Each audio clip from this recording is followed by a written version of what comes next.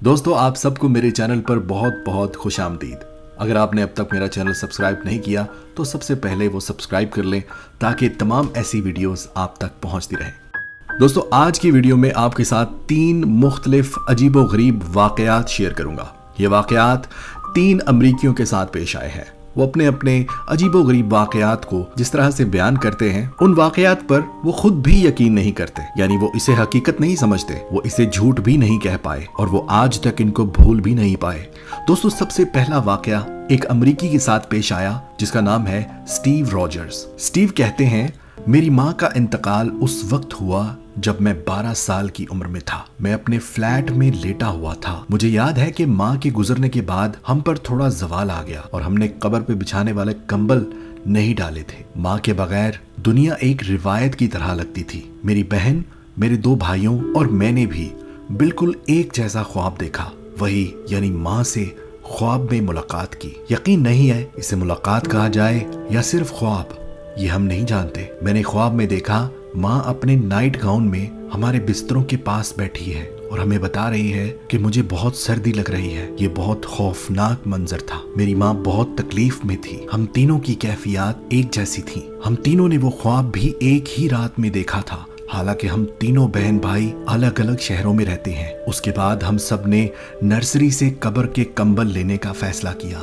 कंबल बिछाने के अगले रोज हमने फिर माँ को अपने बिस्तर के पास बैठे देखा। वो बहुत उदास थी, लेकिन अब उसने सर्दी लगने की शिकायत नहीं की थी। ये वाकई वाहिद हकीकी तजुर्बा है जिसकी मैं वजाहत आज तक नहीं कर सका।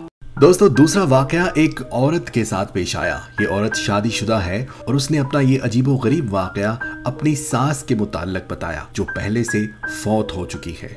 उसने कहा कि एक बार मैं मेरे मरहूम शौहर के साथ एक होटल में रात गुजार रहे थे और मेरा शौहर नशे की हालत में था। नशे की हालत में उसने अजीबोगरीब कलमे कहने शुरू कर दिए, यानी वो बहुत खौफनाक जुमले कह गया। मुझे याद है कि मैं अपने बिस्तर पर लेटी हुई थी। मेरा शौहर मेरे साथ सोया हुआ था। सुबह के 4 बजे का टाइम था कि मैंने अपनी मरहूम सास को देखा जो कमरे में दूसरे बेड के पास बैठी थी। वो अचानक से मेरे सामने रूनुमा हुई। उसका हुलिया ऐसा नहीं था जैसा हकीकत में होता था, बल्कि वो अपनी जवानी के रूप में थी। उसके बाल काले थे और वो बहुत खूबसूरत थी।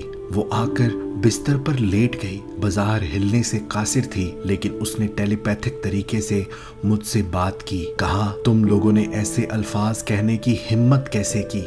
आइंदा ऐसे अल्फाज मत कहना। मैं ये सुनते ही बहुत ज्यादा डर गई। मैंने अपने शौहर को जगाया और उससे कहा कि आइंदा कभी ऐसे अल्फाज मत कहना, अभी मुआफी मांगो। मेरा खौफ देखकर मेरा शौहर भी खौफजदा हो गया और उसने उसी वक्त कांपते हुए मुआफी मांगी। फिर मैंने देखा कि अचानक से मेरी सास वहां से गायब हो गई। उस रोज के बाद मेरे शौहर ने कभी भी शराब नहीं पी।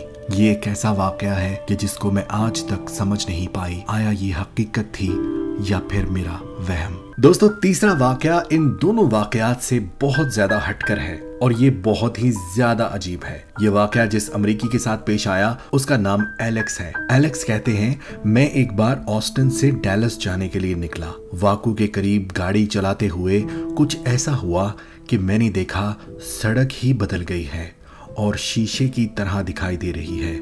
तमाम कारें बिल्कुल मुख्तलिफ लग रही थीं।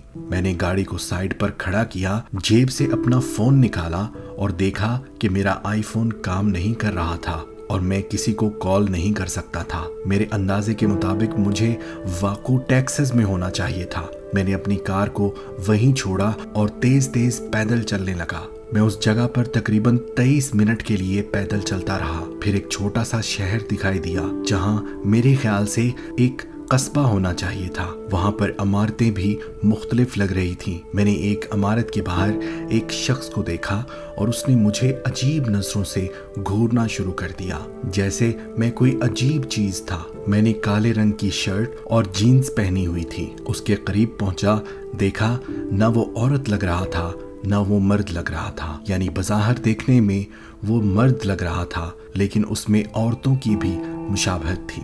मैंने पूछा, मैं कहाँ हूँ? उसने कहा, तुम शहर नंबर 235 में हो। मैंने घबराते हुए कहा, ये मुल्क कौन सा है? उसने कहा, ये शुमाली बर-ए-आज़म है और तुम सोशलिस्ट रियासतों में खड़े हो। फिर वो मुझसे पूछने लगा कि तुम कौन हो और ये क्या पहना हुआ है। मुझे उसकी अंग्रेजी समझ नहीं आ रही थी। फिर भी मैंने उससे कहा कि ये कौन सा साल है? उसने कहा, ये साल 232 का 7वां महीना है। मैंने घबरा कर पूछा, साल 232 कैसे? उसने कहा, हाँ, ये 232 गुजर रहा है। मैंने घबरा कर कहा, 232 कैसे? इसे तो 2020 होना चाहिए। वो शख्स मेरे करीब आया और मुझे झंझोड़ कर कहा, साल 2020 को गुजरे 244 साल गुजर चुके हैं। 2034 की जंग के बाद साबिक मुल्क अमेरिका सोशलिस्ट बन चुका है और दुनिया की तरतीब बदल चुकी है। उसने कहा कि तारीखों के बारे में बात करने का पुराना तरीका मजहबी डेटिंग सिस्टम पर था, पर क्योंकि अब मजहब बाकी नहीं तो इसलिए तारीख सिफर से शुरू की गई। मैंने उसे कहा,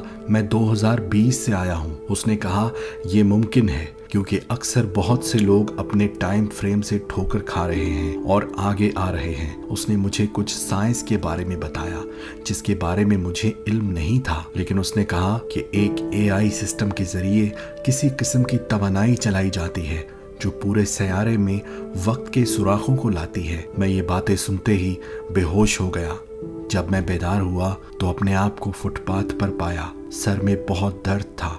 मेरी कार वहीं खड़ी थी जहां मैंने उसे छोड़ा था, लेकिन अजीब बात है कि मैं अपने साल में वापस आ चुका था। और दूसरी अजीब बात ये कि एक दिन बाद मेरा फोन ऐसे पैगामात से भरा पड़ा था कि मैं एक पूरा दिन और एक पूरी रात के लिए गायब हो गया था। इस वाक़े का मुझे आज तक नहीं पता चल सका कि मैं उस एक दिन और एक रात कहाँ गया था। दोस्तों, भले ये तीनों वाक़यात जिनके साथ पेश आए उनके लिए ये झूठ ना हो, लेकिन अभी भी इन पर यकीन करना इतना आसान नहीं है। अगर आपकी ज़िंदगी में कोई ऐसा वाक़या हुआ हो जो इस तरह काबिल ज़िक्र हो तो कमेंट सेक्शन में ज़रूर लिखिए, ताकि अगली वीडियो में आपका वाक़या भी शामिल किया जाएगा।